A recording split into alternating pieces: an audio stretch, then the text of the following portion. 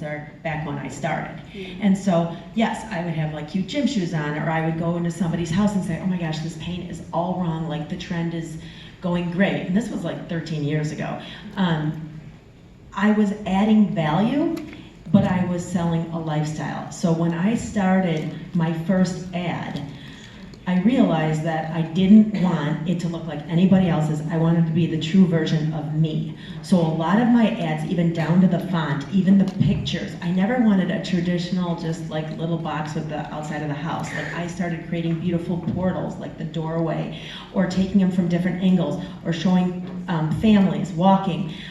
More of a lifestyle, but it was definitely more luxury. I was, blessed enough to live in a town that was very exclusive, very expensive. That's where I raised my kids in Hinsdale.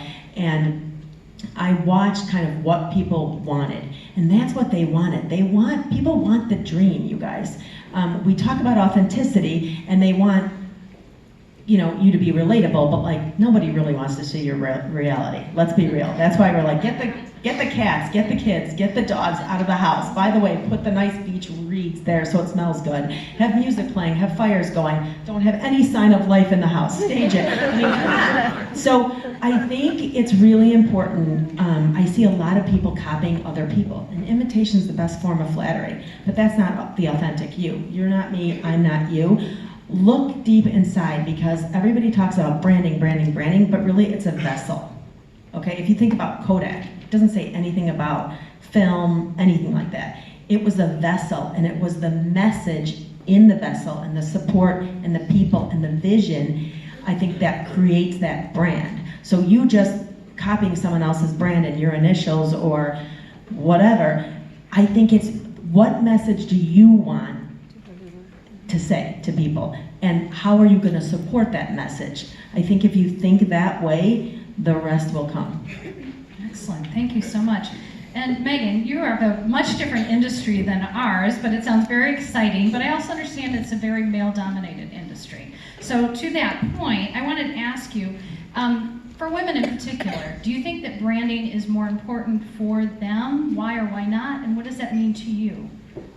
I think, my opinion on that is branding is important for everybody. And I actually asked, I had this conversation with my friend she runs a personal branding agency, and she said that, her services are not cheap, they're expensive, but she said that most of her clients are males and men.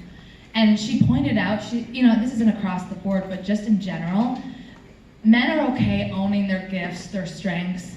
They're good at being like, this is what I do well, where women, sometimes have a tendency to be more humble and they don't want to brag, or like whatever our own misconceptions are, they're not owning their greatness. And so I think personal branding is a really big opportunity for that.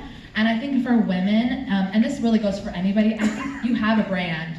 Whether you're intentional or not intentional about it, people are paying attention to what you are or you're not saying, and everything is so digital and everyone makes an impact that I just think it's empowering for women to take control of the message that you want to put out. And there's lots of different ways to do it, and so I think it's very empowering, and it's been empowering for myself to own that for myself.